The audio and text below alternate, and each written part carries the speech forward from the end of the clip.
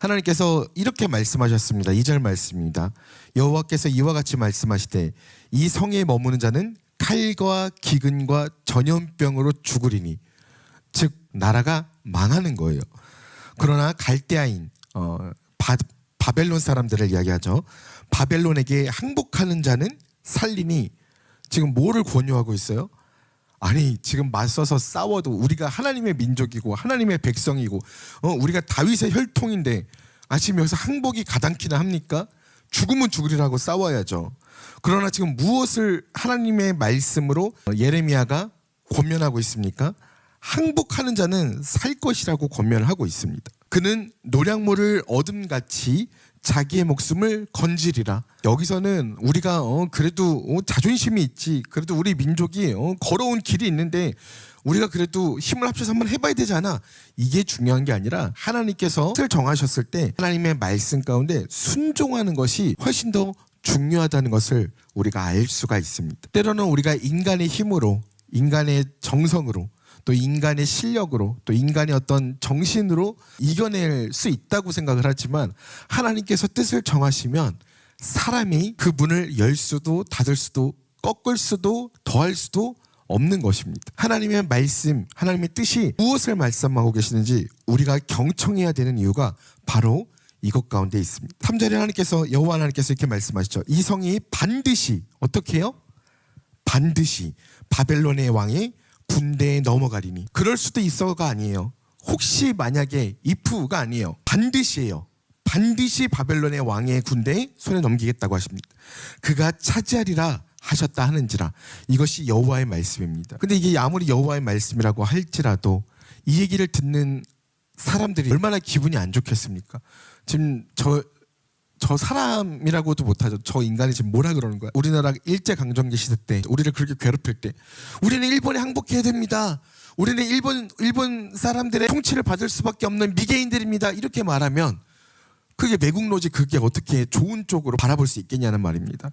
그러나 그것과 이것의 차이가 무엇입니까? 지금 이 상황은 하나님께서 이스라엘 백성들의 죄 때문에 이미 작정하신 거예요. 그리고 그들이 회개하고 돌아오기를, 다시 회복해 되어지기를 원하셨던 그 마음을 이 백성들이 읽고 회개해야 되는데 그렇지 않았다는 것입니다. 즉 바벨론에게 항복하는 것이 중요한 게 아니라 바벨론을 통하여서 우리에게 하나님께서 돌아오라고 하시는 그 메시지를 믿음의 눈으로 바라보는 것이 중요했던 것입니다. 이에 그 고관들이, 이 사람이 그러니까 예레미야죠. 예레미야 선지자가 백성의 평안을 구하지 않고 재난을 구합니다. 아니, 우리나라가 망할 거라고 합니다. 왕이시여, 청하건대 이 사람을 죽이소서. 그가 이같이 말하여 이 성에 남은 군사의 손과 모든 백성의 손을 약하게 하나이다. 우리의 마음을 자꾸 연약하게 만들고 우리의 결속력을 자꾸 깨는 그러한 말을 하고 그런 짓들을 돌아다니고 있습니다. 이렇게 이야기하고 있는 겁니다. 근데 지금 이 고관들, 이 관료들은 누구입니까? 이방인입니까? 아니요. 그들은 이방인들이 아니었어요. 그들은 누구입니까? 포로로 끌려가고 남아있는 유다의 고관들이었습니다. 그들은 이미 모세오경을 알고 있는 사람들이었어요. 그들은 다윗 왕 때에 다윗 왕이 얼마나 하나님의 언약궤를, 또 하나님의 임재를, 하나님께 찬양 드림을 얼마나 기뻐했는지 아는 사람들이었습니다. 그러나 그들은 주변의 눈치를 보느라 하나님의 말씀을 바르게 듣고 바르게 이해하지 못했습니다. 그러면은 왕이라도 이 기준을 잘 잡아줘야 되는데 시드기야 왕이 무엇이라고 합니까? 왕이 이르되 보라, 그가 너희 손에 있느니라. 왕도 눈치를 보는 거예요. 왕은 조금도 너희를 거스를 수 없느니라. 그래, 니네 마음이 내 마음이야, 내 마음이 니네 마음이고, 그래 뭐 너네가 원하면은 뭐 데려다가 죽여라, 뭐 이렇게 이야기를 하는 겁니다. 한 국가를 책임지고 있는 왕이라면 예레미야 선지자의 그 말을 듣고 분명히 고민했어야 돼요. 분명히 진중하게 생각했어야 합니다. 왜냐하면 왕이잖아요. 예레미야의 선지자의 말을 듣고 예레미야 선지자가 왜 그렇게 이야기하는지, 왜 여호와 하나님께서 그렇게 말씀을 하시는지, 그것을 분명히 고민을 해봤어야 됩니다.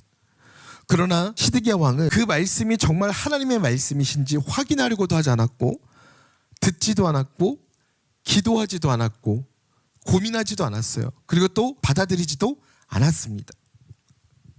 관료들이 그래서 결국 어떻게 합니까? 감옥 뜰에 있는 왕의 아들 말기야, 참 이름도 그래요. 말기야, 이름이 말기야예요. 왕의 아들 말기야의 개인적인 거를 이제 소유하고 있는 그 우물 구멍에 던져 넣었습니다. 근데 그 속에는 물이 없어요. 물이 없고 진창뿐이었습니다. 근데 이때 한 사람이 나섭니다. 어떤 뭐 고관들 중에서 정신적인 지주거나 뭐 고관들 중에서 좀 높은 사람이거나 아니면 뭐 왕의 부모님이거나 이 국가에 영향력을 미치는 사람이거나 국방부 장관이거나 이런 사람이 나서는 게 아니라 누가 나섭니까? 7절에 왕궁의 내시가 나섭니다. 내시가 무슨 힘이 있겠어요? 내시가 아무리 내시들이 세고 뭐 중국에서 잠깐 그런 내시들이 막 힘이 엄청났었잖아요. 뭐 그래 봤자죠. 근데 이 내시 누굽니까? 구스인이라고 밝혀요. 구스인은 무슨 뜻이에요? 뭐 정확하게 우리가 구스인이 뭐 구찌인인지 아니면은 뭐 오리를 이렇게 어떻게 해가지고 구스로 뭐 만든 뭐 구스인인지 뭐 이런 건 우리가 알 길이 없죠. 지금으로서는. 그런데 중요한 건 뭐예요? 구스인이라는 것은 유대인이 아니라는 거예요. 즉 하나님의 백성, 택하신 백성, 하나님의 말씀을 들어야 되는 유대인이 아니라는 거예요. 지금 유대인인 왕과 유대인인 고관들은 어떻습니까? 듣지 않아요. 그런데 왕국 내시인 구스인 에벤멜렉이라는 사람이 8절에 왕국에 나와 왕께 이르되 내 주 왕이시여, 저 고관들이 저 사람들이 선지자 예레미야에게 행한 모든 일은 뭐라고요? 악하다는 거예요. 이 사람은 에벤멜렉은 이 상황이 그들이 악하다는 것을 알고 있었고 악하다고 이야기를 할 줄 알았습니다. 성중에 지금 떡이 떨어졌습니다. 그러니까 먹을 것이 아무것도 없다는 거예요. 먹을 것도 없고 아까 그 우물에 물도 없었다 그랬죠. 물도 없고 그런 구덩이에 쳐넣었으니 그가 거기서 굶어 죽겠습니다. 하나님의 말씀을 선포하는 선지자를 그렇게 죽게 만들다니요. 하나님께서 진노하실 것입니다. 이렇게 이야기를 하는 겁니다. 그러자 그 왕이 구스 사람, 여기 또 나와요. 무슨 사람? 유대인이 아니라 구스 사람. 에벤멜렉에게 명령하여 이르되 너는 여기서 30명을 데리고 가서 선지자 예레미야가 죽기 전에 그를 구덩이에서 끌어내라. 에벤멜렉이 사람들을 데리고 갑니다. 왕궁 곳간 밑방에 들어가서 헝겊하고 낡은 옷도 가져갑니다. 왜요? 이것으로 예레미야 선지자를 끌어올리는데 예레미야 선지자가 그냥 밧줄을 이렇게 잡고 올라오기가 힘이 없을 거란 말이에요. 지금 너무 지쳐서. 그래서 헝겊과 낡은 옷들을 예레미야의 겨드랑이에 대고 거기다가 밧줄을 이렇게 댄 다음에 그 힘 이렇게 붙잡고 있으면은 그것이 이게 끌어올려 주는 겁니다. 그래서 그들이 줄로 예레미야를 구덩이에서 끌어냅니다. 그리고 예레미야가 시위대 뜰에 머물게 되죠. 유대인들은 고관들은 왜 예레미야 선지자를 구멍 가운데 던졌습니까? 왜 처박았습니까? 하나님의 말씀을 듣고 마음이 불편했기 때문입니다. 그런데 7절부터 등장하는 구스인, 지금으로는 에디오피아 사람입니다. 에디오피아인 사람인 에벤멜렉은 유대인도 아니었어요. 왕궁의 내시였습니다. 그런데 그 에비멜렉은 왜 도대체 예레미야를 구했을까요? 왜 예레미야를 구하고자 왕에게 목숨을 걸고 간청을 드렸을까요? 여기서는 우리가 알 수가 없습니다. 그러나 우리가 다음 장에 가서 알 수가 있는데요. 에벤멜렉은 바로 하나님을 믿었다는 것입니다. 하나님을 믿는 믿음이 있었다는 거예요. 말씀을 들은 자는 죽음 앞에서도 두려움 앞에서도 말씀을 붙들고 말씀이신 하나님을 붙들고 믿음으로 순종하고 선포하고 또 실천하며 실행해야 합니다. 그럴 때 그 결과가 어떻습니까? 예레미야 39장 15절에서 19절입니다. 제가 봉독해 올리겠습니다.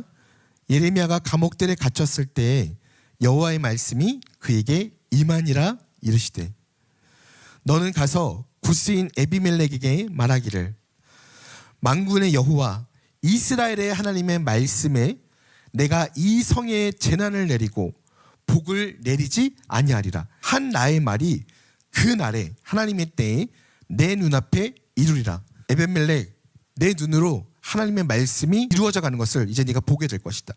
17절 말씀이에요. 여호와의 말씀이니라 내가 그 날에 너를 구원하리니. 무엇 하신다고요? 구원하리니. 할렐루.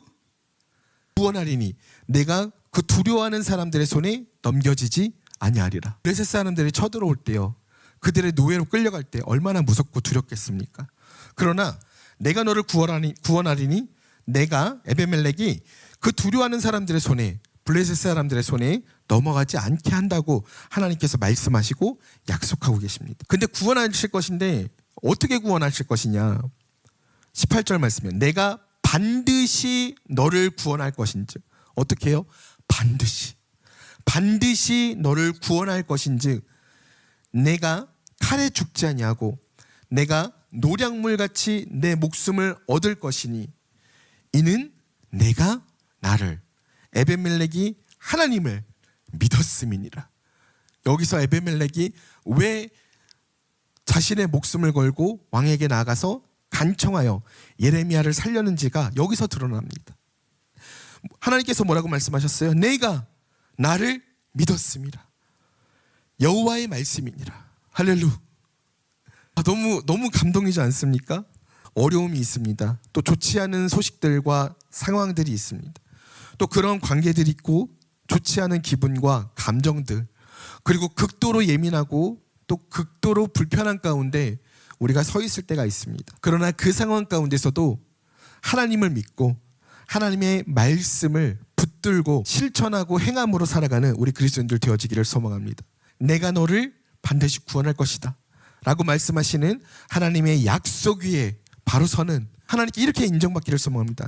이는 내가 나를 믿었기 때문에. 언제나 신실하신 하나님을 믿으며 신뢰하며 나아가는 그러한 우리의 하루, 우리의 삶, 그리고 우리의 인생이 되어지기를 소망합니다.